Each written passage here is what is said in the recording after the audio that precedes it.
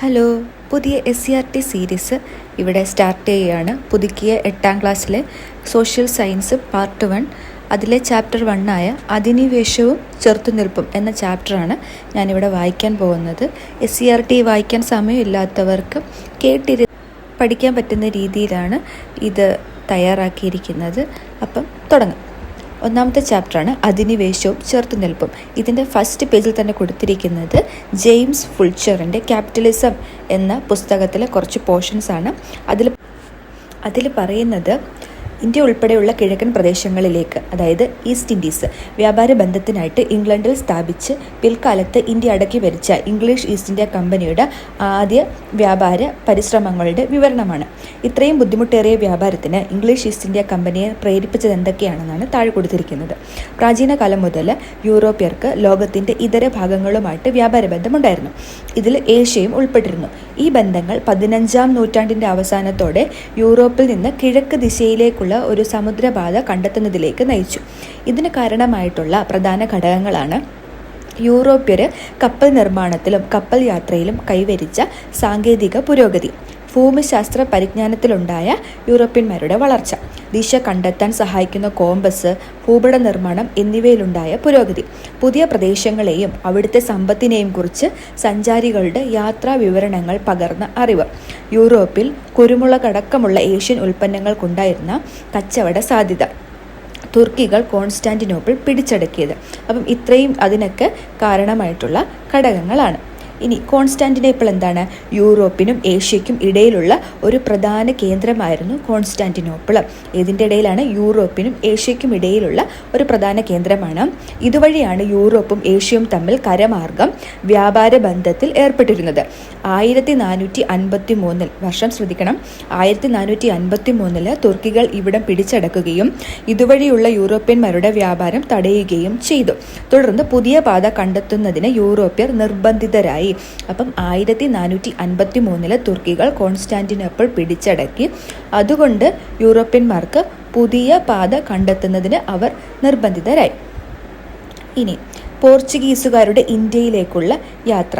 1498 കോഴിക്കോടിന് സമീപമുള്ള കാപ്പാട് എന്ന സ്ഥലത്താണ് വാസ്കോഡ ഗാമ എത്തിച്ചേർന്നത്. ഇവിടെ 1498 കോഴിക്കോടിന് സമീപമുള്ള കാപ്പാട് എന്ന സ്ഥലത്താണ് ആരെത്തിച്ചേർന്നത്? Vasco da gamma. അദ്ദേഹത്തിൻ്റെ വരവ് ഇന്ത്യയിലെ യൂറോപ്യൻ ആധിപത്യത്തിന് വഴി തുറന്നു. അക്കാലത്ത് കോഴിക്കോട് ഭരിച്ചിരുന്ന സാമൂതിരി രാജവംശമായിരുന്നു. അപ്പം ആ സമയത്ത് കോഴിക്കോട് ആരാണ് ഭരിച്ചത്? സാമൂതിരിയാണ് ഭരിച്ചിരുന്നത്. അറബികളായിരുന്നു കോഴിക്കോടുമായുള്ള വിദേശ വ്യാപാരം നിയന്ത്രിച്ചിരുന്നത്. അപ്പോൾ കോഴിക്കോടുമായിട്ട് വിദേശ വ്യാപാരം ഉണ്ടായിരുന്നു. പക്ഷേ ആർക്ക് മാത്രമായിരുന്നു? അറബികൾക്ക് മാത്രമേ അന്ന് ഉണ്ടായിരുന്നുള്ളൂ. ആദ്യത്തെ യൂറോപ്യനാണ് വാസ്കോഡ ഗാമ. ഇന്ത്യയിലേക്ക് തന്നെ വരുന്ന ആദ്യത്തെ യൂറോപ്യനാണ് വാസ്കോഡ ഗാമ എന്ന് പറയുന്നത്. അവരെ പുറത്താക്കി പോർച്ചുഗീസുകാർക്ക് വ്യാപാര അനുമതി നൽകണമെന്നുള്ള ഗാമയുടെ ആവശ്യം സാമൂതിരി അംഗീകരിച്ചില്ല. ഇതേ തുടർന്ന് ഗാമ കണ്ണൂരിലെ കോലോത്തിരി രാജാവിൽ നിന്ന് വ്യാപാര അനുമതി നേടിയെടുത്തു. അപ്പം ഗാമ സാമൂതിരിയോട് വന്നിട്ട് പറയുകയാണ്, അറബികളുമായിട്ടുള്ള വ്യാപാര ബന്ധം നിർത്തിയിട്ട് അവരുമായിട്ട്, അതായത് ഗാമയുമായിട്ട് പുതിയ വ്യാപാര ബന്ധം തുടങ്ങാൻ വേണ്ടിയിട്ട് സാമൂതിരിയോട് സംസാരിച്ചു. പക്ഷേ സാമൂതിരി അത് അംഗീകരിച്ചില്ല. അതുകൊണ്ട് എന്ത് ചെയ്തു? ഗാമ അവിടം വിട്ടിട്ട് കണ്ണൂരിൽ ചെന്നിട്ട് അവിടുത്തെ കോലോത്തിരി രാജാവിൽ നിന്ന് വ്യാപാര അനുമതി നേടിയെടുത്തു. കുരുമുളക് ഉൾപ്പെടെയുള്ള ഉൽപ്പന്നങ്ങൾ ശേഖരിച്ച് അദ്ദേഹം തിരിച്ച് പോർച്ചുഗീസിലേക്ക് മടങ്ങി. തൻ്റെ യാത്രയ്ക്ക് ചെലവായ തുകയുടെ 60 ഇരട്ടിയിലധികം മൂല്യമുള്ള ചരക്കുകളുമായാണ് ഗാമ ഇന്ത്യയിൽ നിന്ന് മടങ്ങിയത്. ഇനി ഗാമ ഇന്ത്യയിലേക്ക് വന്ന കപ്പലുകളാണ് Sao Gabriel, Sao Raphael, Berrio എന്നീ 3 കപ്പലുകളിലാണ് ഗാമയും സംഘവും ഇന്ത്യയിൽ എത്തിച്ചേർന്നത്. ഏതൊക്കെ കപ്പലാണ്? Sao Gabriel, Sao Raphael, Berrio എന്നീ 3 കപ്പലുകൾ. ഗബ്രിയേൽ, റാഫേൽ, ബെറിയോ ഈ 3 കപ്പലുകളിലാണ് ഗാമയും സംഘവും ഇന്ത്യയിൽ എത്തിച്ചേർന്നത്. ഗാമയുടെ യാത്രയിലൂടെ ഉണ്ടായ ലാഭം ഇന്ത്യയിലേക്ക് വീണ്ടും കച്ചവട യാത്രകൾ നടത്തുവാൻ പോർച്ചുഗീസുകാരെ പ്രേരിപ്പിച്ചു. സാമൂതിരി പോർച്ചുഗീസുകാർക്ക് വ്യാപാര കുത്തക നൽകിയില്ല. തന്മൂലം സാമൂതിരിക്കും പോർച്ചുഗീസുകാർക്കും ഇടയിൽ സംഘർഷങ്ങൾ ഉടലെടുത്തു. പോർച്ചുഗീസുകാർക്ക് ശക്തമായ എതിർപ്പ് നേരിടേണ്ടി വന്നത് സാമൂതിരിയുടെ നാവികത്തലവന്മാരായിരുന്ന കുഞ്ഞാലി മരയ്ക്കാർമാരിൽ നിന്നായിരുന്നു. കുഞ്ഞാലി മരയ്ക്കാർമാരുടെ കാലശേഷം പോർച്ചുഗീസുകാർക്ക് ഇന്ത്യയിൽ നിന്ന് കാര്യമായ ഭീഷണിയൊന്നും ഉണ്ടായിട്ടില്ല. ഇനി ആരാണ് കുഞ്ഞാലി മരയ്ക്കാർ? പോർച്ചുഗീസുകാരുടെ ആക്രമണങ്ങളെ ചെറുത്ത് സാമൂതിരിയെയും പശ്ചിമ തീരപ്രദേശങ്ങളെയും സംരക്ഷിച്ചിരുന്നത് കുഞ്ഞാലി മരയ്ക്കാർമാരാണ്. കുഞ്ഞാലി മരയ്ക്കാർ എന്നത് ഒരു സ്ഥാനപ്പേരായിരുന്നു. 4 പേരാണ് വ്യത്യസ്ത കാലങ്ങളിൽ ഈ സ്ഥാനം അലങ്കരിച്ചിരുന്നത്. പോർച്ചുഗീസുകാരെ പരാജയപ്പെടുത്തി ചാലിയം കോട്ട പിടിച്ചെടുത്ത് കുഞ്ഞാലി മൂന്നാമനായിരുന്നു. കുഞ്ഞാലി നാലാമനെ പോർച്ചുഗീസുകാർ ഗോവയിൽ വെച്ച് വധിച്ചു. കുഞ്ഞാലിമാരുടെ പതനത്തോടെ സാമൂതിരിയുടെ അധപ്പതനവും ആരംഭിച്ചു. ഇനി പോർച്ചുഗീസ് ഭാഷയിൽ നിന്നും കേരളത്തിലേക്ക് വന്ന അല്ലെങ്കിൽ മലയാള ഭാഷയ്ക്ക് ലഭിച്ച പദങ്ങളാണ് മേശ, കസേര, അലമാര, ജനൽ, പേന അങ്ങനെ തുടങ്ങിയതൊക്കെ. ഇത് പുസ്തകത്തിൽ പടം സഹിതം കൊടുത്തിട്ടുണ്ട്. അപ്പം അത് നോക്കുക. ഇനി അവർ ഈ ഭാഷകൾ കുറേ പദങ്ങൾ മാത്രമല്ല കുറച്ച് വിളകൾ നമുക്ക് പരിചയപ്പെടുത്തി തന്നു. ഏതൊക്കെയാണ്? കശുമാവ്, പപ്പായ, പേരയ്ക്ക, പൈനാപ്പിൾ തുടങ്ങിയവയും നമുക്ക് പരിചയപ്പെടുത്തി തന്നത് ആരാണ്? പോർച്ചുഗീസുകാരാണ്. ഇനി പോർച്ചുഗീസുകാരുടെ സംഭാവനകൾ വേറെ എന്തൊക്കെയാണ്? ഇന്ത്യയിലെ ആദ്യത്തെ യൂറോപ്യൻ കോട്ടയായ മാനുവൽ കോട്ട കൊച്ചിയിൽ സ്ഥാപിച്ചു. അപ്പം ഇന്ത്യയിലെ ആദ്യത്തെ യൂറോപ്യൻ കോട്ടയാണ് മാനുവൽ കോട്ട. ഈ മാനുവൽ കോട്ട സ്ഥാപിച്ചത് ആരാണ്? പോർച്ചുഗീസുകാരാണ്. ഇത് എവിടെയാണ് സ്ഥാപിച്ചത്? കൊച്ചിയിൽ. കൊച്ചി, ഗോവ, ദമൻ ആൻഡ് ദിയു എന്നീ പ്രദേശങ്ങൾ പോർച്ചുഗീസ് ആധിപത്യത്തിന് കീഴിലായി. പോർച്ചുഗീസ് ആധിപത്യമുണ്ടായിരുന്ന ഇന്ത്യൻ പ്രദേശങ്ങൾ ഏതൊക്കെയാണ്? കൊച്ചി, ഗോവ, ദാമൻ ദിയു. ഇനി അച്ചടി വിദ്യ പ്രചരിപ്പിച്ചത് ആരാണ്? പോർച്ചുഗീസുകാരാണ്. ചവിട്ടുനാടകം, മാർഗം കളി തുടങ്ങിയ കലാരൂപങ്ങൾ പ്രചരിപ്പിച്ചു. യൂറോപ്യൻ ശൈലിയിലുള്ള കെട്ടിട നിർമ്മാണം ആരംഭിച്ചു. യൂറോപ്യൻ പടക്കോപ്പുകളും യുദ്ധമുറകളും അഭ്യസിപ്പിച്ചു. ക്രൈസ്തവ മതപഠന കേന്ദ്രങ്ങൾ ആരംഭിച്ചു. ഇതിൽ ഇമ്പോർട്ടൻ്റ് ആയിട്ടുള്ളത് യൂറോപ്യൻ കോട്ടയാണ്, അല്ലെങ്കിൽ ആദ്യത്തെ യൂറോപ്യൻ കോട്ടയായ മാനുവൽ കോട്ടയാണ്. അത് കൊച്ചിയിലാണ് സ്ഥാപിച്ചത്. അത് പോർച്ചുഗീസുകാരാണ് കൊണ്ടുവന്നത്. ഇനി അവർ പോർച്ചുഗീസ് ആധിപത്യത്തിന് കീഴിലുണ്ടായിരുന്ന പ്രദേശങ്ങളാണ് കൊച്ചി, ഗോവ, ദാമൻ ആൻഡ് ദിയു. അച്ചടി വിദ്യ ഇന്ത്യയിലേക്ക് കൊണ്ടുവന്നതും ആരാണ്? പോർച്ചുഗീസുകാരാണ്. ചവിട്ടുനാടക, മാർഗംകളി, കലാരൂപങ്ങൾ പ്രചരിപ്പിച്ചതും ആര് തന്നെയാണ്? പോർച്ചുഗീസുകാർ തന്നെയാണ്. അതാണ് ഇമ്പോർട്ടൻ്റ് ആയിട്ട് അവിടെ ഓർത്ത് വെച്ചിരിക്കേണ്ടത്. ഇനി ഡച്ചുകാരാണ്. അടുത്ത പോർച്ചുഗീസുകാർക്ക് ശേഷം ഡച്ചുകാർ. പോർച്ചുഗീസുകാരെ തുടർന്ന് ഇന്ത്യയിലേക്ക് എത്തിച്ചേർന്ന യൂറോപ്യർ ഹോളണ്ടിൽ നിന്നുള്ളവരായിരുന്നു. അപ്പോൾ പോർച്ചുഗീസുകാർക്ക് ശേഷം വന്ന യൂറോപ്യന്മാർ എവിടെ നിന്നുള്ളവരാണ്? ഹോളണ്ടിൽ അഥവാ നെതർലൻഡിൽ നിന്നുള്ളവരായിരുന്നു. ഡച്ചുകാർ എന്നാണ് ഇവർ അറിയപ്പെട്ടിരുന്നത്. നാഗപട്ടണം, ബറോച്ച്, അഹമ്മദാബാദ്, ചിൻസുര എന്നിവയായിരുന്നു ഡച്ചുകാരുടെ ഇന്ത്യയിലെ പ്രധാന വാണിജ്യ കേന്ദ്രങ്ങൾ. അപ്പം ഡച്ചുകാരുടെ വാണിജ്യ കേന്ദ്രങ്ങൾ ഏതൊക്കെയാണ്? നാഗപട്ടണം, ബറോച്ച്, അഹമ്മദാബാദ്, ചിൻസുര. ഇതൊക്കെയാണ് നാഗപട്ടണം, ബറോച്ച്, അഹമ്മദാബാദ്, ചിൻസുര. ഇതൊക്കെയായിരുന്നു ഡച്ചുകാരുടെ ഇന്ത്യയിലെ പ്രധാന വാണിജ്യ കേന്ദ്രങ്ങൾ. കച്ചവട ആധിപത്യത്തിനായുള്ള മത്സരത്തിൽ ഡച്ചുകാർ പോർച്ചുഗീസുകാരെ പരാജയപ്പെടുത്തി. അപ്പം കച്ചവട ആധിപത്യത്തിനായിട്ട് ഡച്ചുകാരും പോർച്ചുഗീസുകാരും ഉണ്ടായിരുന്ന മത്സരത്തിൽ ആരാണ് ജയിക്കുന്നത്? ഡച്ചുകാർ ജയിക്കുകയാണ്. അടുത്തത് കുളച്ചൽ യുദ്ധം, ബാറ്റിൽ ഓഫ് കുളച്ചൽ. 1741 കന്യാകുമാരിക്കടുത്തുള്ള കുളച്ചലിൽ വെച്ച് തിരുവിതാംകൂർ ഭരണാധികാരിയായിരുന്ന മാർത്താണ്ഡവർമ്മയും ഡച്ചുകാരും തമ്മിൽ ഏറ്റുമുട്ടി എന്നാണ് 1741. വളരെ ഇമ്പോർട്ടൻ്റ് ആണ്, എപ്പോഴും എക്സാമിന് ചോദിക്കുന്നതാണ്.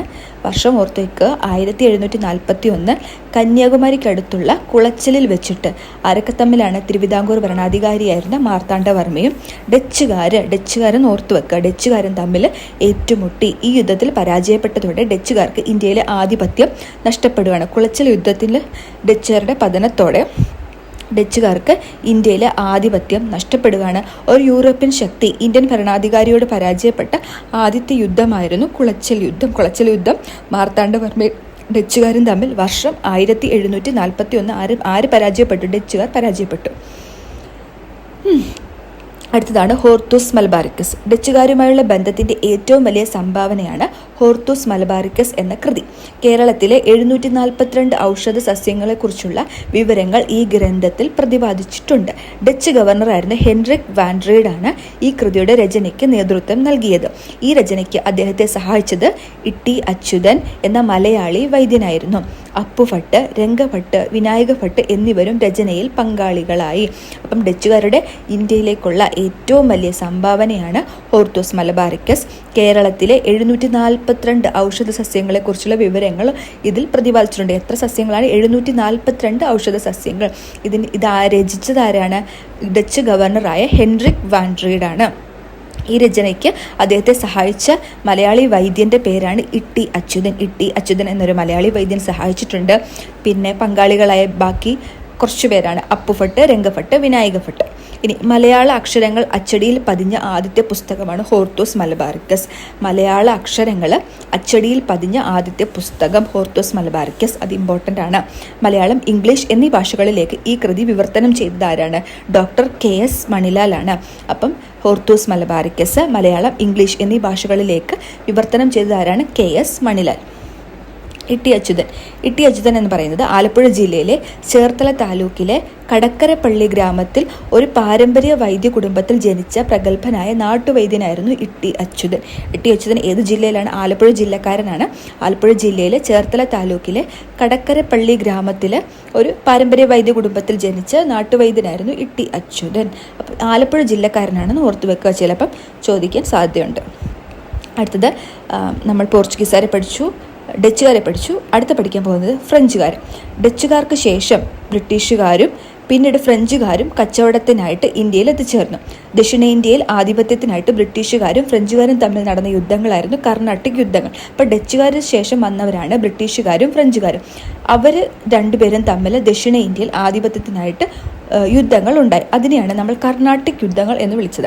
ഈ യുദ്ധത്തിൽ ബ്രിട്ടീഷുകാർക്കായിരുന്നു അന്തിമ വിജയം. തൽഫലമായിട്ട് ഫ്രഞ്ചുകാരുടെ ആധിപത്യം പോണ്ടിച്ചേരി, യാനം, കാരക്കൽ, മാഹി എന്നീ പ്രദേശങ്ങളിൽ മാത്രമായിട്ട് ചുരുങ്ങി. കർണാട്ടിക് യുദ്ധത്തിൽ ബ്രിട്ടീഷുകാർ ജയിച്ചതോടെ ഫ്രഞ്ചുകാരുടെ ആധിപത്യം കേരളത്തിൽ നിന്ന് വിട്ട് എങ്ങോട്ടേക്ക് മാറി?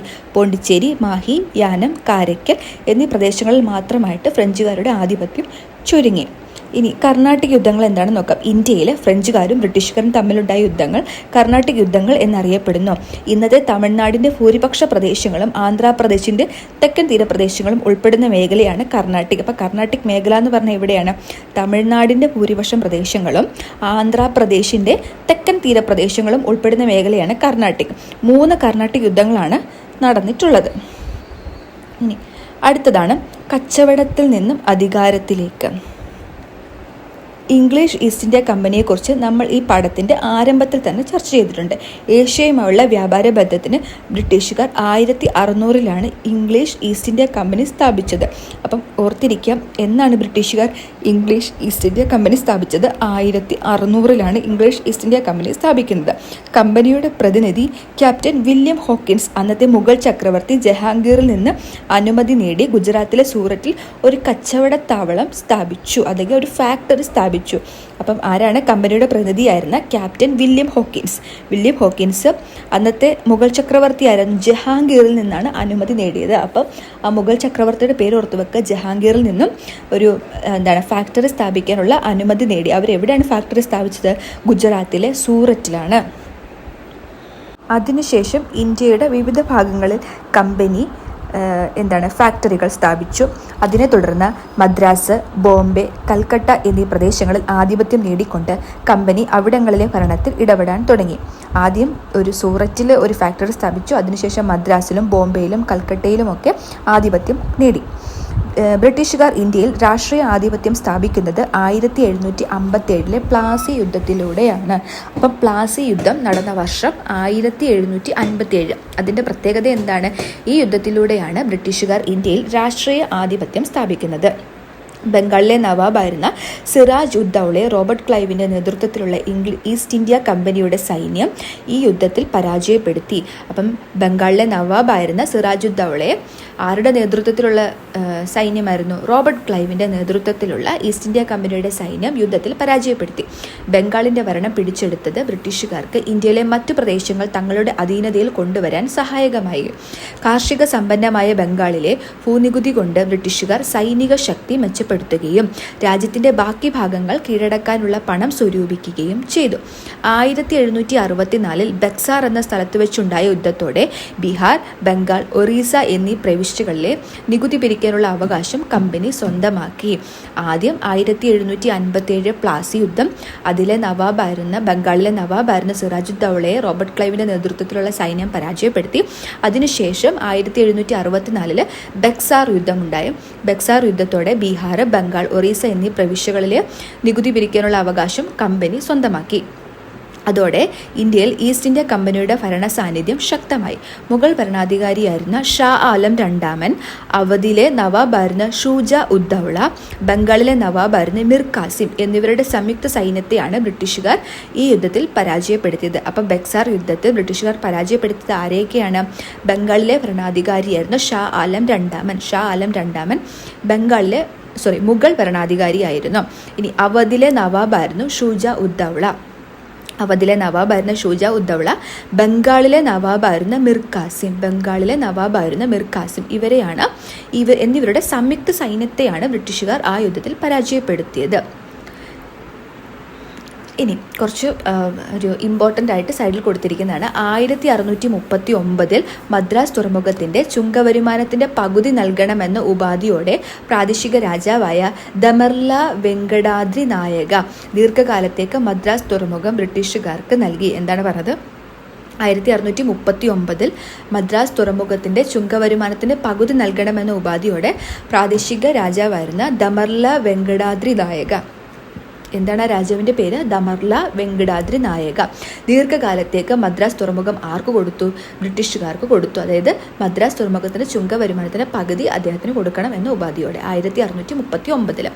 ഇനി 1662 പോർച്ചുഗീസ് രാജകുമാരിയായ കാതറിനെ വിവാഹം ചെയ്തപ്പോൾ ബ്രിട്ടീഷ് രാജാവ് ചാൾസ് രണ്ടാമന് സ്ത്രീധനമായിട്ട് ലഭിച്ച പ്രദേശമാണ് ബോംബെ.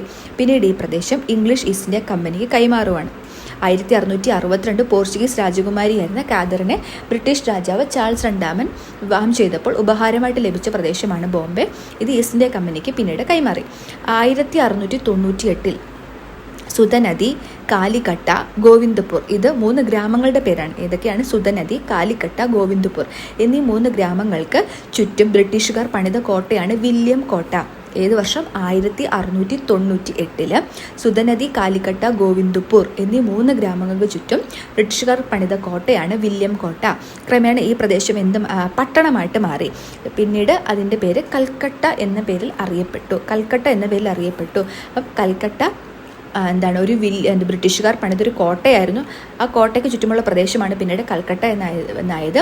ഈ ഏത് ഗ്രാമങ്ങൾക്ക് ചുറ്റുമാണ് ഈ കോട്ട പണിഞ്ഞത്? സുതനദി, കാലിക്കട്ട, ഗോവിന്ദപൂർ. ഏത് വർഷം? 1698. ഇനി റോബർട്ട് ക്ലൈവ്, നമ്മൾ പറഞ്ഞു റോബർട്ട് ക്ലൈവിൻ്റെ കാര്യം പറഞ്ഞായിരുന്നു. റോബർട്ട് ക്ലൈവിൻ്റെ ഒരു കോട്ടാണ്: എനിക്ക് 2000 പട്ടാളക്കാരെ അയച്ചു തരിക, ഞാൻ ഇന്ത്യയെ പിടിച്ചടക്കാം. ഇമ്പോർട്ടൻ്റ് ആണ്, പരീക്ഷകൾക്ക് ചോദിക്കും. എനിക്ക് 2000 പട്ടാളക്കാരെ അയച്ചു തരിക, ഞാൻ ഇന്ത്യയെ പിടിച്ചടക്കാം എന്ന് പറഞ്ഞതാരാണ്? റോബർട്ട് ക്ലൈവാണ്. ഇംഗ്ലീഷ് ഈസ്റ്റ് ഇന്ത്യ കമ്പനിയുടെ സൈനിക തലവനായിരുന്ന റോബർട്ട് ക്ലൈവിൻ്റെ വാക്കുകളാണിത്. അദ്ദേഹം ഇങ്ങനെ പറയാനുള്ള കാരണം എന്തെന്ന് വെച്ച് കഴിഞ്ഞാൽ, നമ്മളുടെ ഇന്ത്യൻ നാട്ടുരാജ്യങ്ങൾക്കിടയിലെ അനൈക്യവും ബ്രിട്ടീഷുകാരുടെ മെച്ചപ്പെട്ട സൈനിക സാങ്കേതിക വിദ്യയും ഇതൊക്കെ കൊണ്ടിട്ടാണ് അദ്ദേഹം അങ്ങനെ അഭിപ്രായപ്പെട്ടത്. അടുത്താണ് നാട്ടുരാജ്യങ്ങളും കമ്പനിയും. ഇന്ത്യയിലെ നാട്ടുരാജ്യങ്ങളെ യുദ്ധങ്ങളിലൂടെയും നയതന്ത്രത്തിലൂടെയുമാണ് ബ്രിട്ടീഷുകാർ കീഴ്പ്പെടുത്തിയത്. ദക്ഷിണേന്ത്യയിലെ നാട്ടുരാജ്യമായിരുന്ന മൈസൂരും ഇംഗ്ലീഷ് ഈസ്റ്റ് ഇന്ത്യ കമ്പനിയും തമ്മിൽ നടന്ന യുദ്ധങ്ങളാണ് ആംഗ്ലോ മൈസൂർ യുദ്ധങ്ങൾ. ദക്ഷിണേന്ത്യയിലെ നാട്ടുരാജ്യമായിരുന്ന മൈസൂരും ഇംഗ്ലീഷ് ഈസ്റ്റ് ഇന്ത്യ കമ്പനിയും തമ്മിൽ നടന്ന യുദ്ധങ്ങളാണ് ആംഗ്ലോ മൈസൂർ യുദ്ധങ്ങൾ. മൈസൂർ ഭരണാധികാരിയായിരുന്ന ഹൈദർ അലിയും മകൻ ടിപ്പു സുൽത്താനുമാണ് മൈസൂർ സേനയെ നയിച്ചത്. ആരൊക്കെയാണ്? ഹൈദർ അലിയും മകൻ ടിപ്പു സുൽത്താനും. 4 തവണ കമ്പനിയും സൈന്യവും മൈസൂർ സുൽത്താൻമാരും തമ്മിൽ ഏറ്റുമുട്ടി.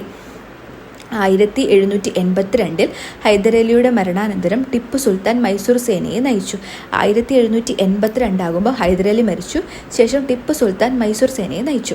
1799 4ാം മൈസൂർ യുദ്ധത്തിൽ കമ്പനി സൈന്യം ടിപ്പു സുൽത്താനെ വധിച്ചതോടെ മൈസൂർ ബ്രിട്ടീഷുകാരുടെ അധീനതയിലായി.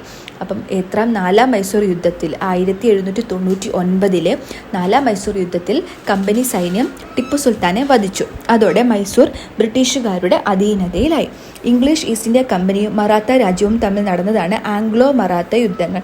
ആരൊക്കെ തമ്മിൽ? ഇംഗ്ലീഷ് ഈസ്റ്റ് ഇന്ത്യ കമ്പനിയും മറാത്ത രാജ്യവും. 3ാം ആംഗ്ലോ മറാത്ത യുദ്ധത്തോടെ മറാത്ത ഉൾപ്പെടുന്ന പ്രദേശങ്ങൾ ബ്രിട്ടീഷ് നിയന്ത്രണത്തിലായി. 3ാം ആംഗ്ലോ മറാത്ത യുദ്ധം അവസാനിക്കുന്നതോടെ മറാത്ത ഉൾപ്പെടുന്ന പ്രദേശങ്ങൾ ബ്രിട്ടീഷുകാരുടെ നിയന്ത്രണത്തിലാകുന്നു. ഇംഗ്ലീഷ് ഈസ്റ്റ് ഇന്ത്യ കമ്പനിയും സിഖുകാരും തമ്മിൽ നടന്ന ആംഗ്ലോ സിഖ് യുദ്ധങ്ങളിലെ സിഖുകാരുടെ പരാജയത്തോടെ പഞ്ചാബ് ബ്രിട്ടീഷ് അധീനതയിലായി. ആംഗ്ലോ മൈസൂർ യുദ്ധത്തിൻ്റെ കാര്യം പറഞ്ഞു, ആംഗ്ലോ മറാത്ത യുദ്ധത്തിൻ്റെ കാര്യം പറഞ്ഞു, ആംഗ്ലോ സിഖ് യുദ്ധത്തിൻ്റെ കാര്യവും പറഞ്ഞു. ഇതിലെല്ലാം അവസാനം ബ്രിട്ടീഷുകാർ വിജയിക്കുകയാണ് ഉണ്ടായത്. കീഴടക്കിയ പ്രദേശങ്ങളിൽ നിന്നും പരമാവധി സമ്പത്ത് കൈക്കലാക്കുകയായിരുന്നു ബ്രിട്ടീഷുകാരുടെ ലക്ഷ്യം. അതിനായിട്ട് അവർ സ്വീകരിച്ച മാർഗങ്ങളാണ് കച്ചവടം, നികുതി പിരിവ്, യുദ്ധങ്ങൾ. കച്ചവടം, നികുതി പിരിവ്, യുദ്ധങ്ങൾ എന്നിവയിലൂടെ അവരെന്ത് ചെയ്യുകയാണ്? മാക്സിമം സമ്പത്ത് കൈക്കലാക്കുക എന്നതായിരുന്നു ബ്രിട്ടീഷുകാരുടെ ലക്ഷ്യം. ഇനി ഇതിനുവേണ്ടി ബ്രിട്ടീഷുകാർ നടപ്പിലാക്കിയ നികുതി നയങ്ങളാണ്. ഒന്നാമത്തേതാണ് ശാശ്വത ഭൂനികുതി വ്യവസ്ഥ. 1793 വർഷം ഇമ്പോർട്ടൻ്റ് ആണ്. ശാശ്വത ഭൂനികുതി വ്യവസ്ഥ 1793. Permanent land revenue settlement. ഈ ശാശ്വത ഭൂനികുതി വ്യവസ്ഥ നടപ്പിലാക്കിയ പ്രദേശങ്ങളാണ് ബംഗാൾ, ബീഹാർ, ഒറീസ. എവിടേക്കാണ് നടപ്പിലാക്കിയത്? ബംഗാൾ, ബീഹാർ, ഒറീസ. നടപ്പിലാക്കിയ വ്യക്തിയാണ് കോൺവാലിസ് പ്രഭു. ശാശ്വത ഭൂനികുതി വ്യവസ്ഥ നടപ്പിലാക്കിയ വ്യക്തിയുടെ പേരാണ് കോൺവാലിസ് പ്രഭു. ഏത് വർഷം? 1793.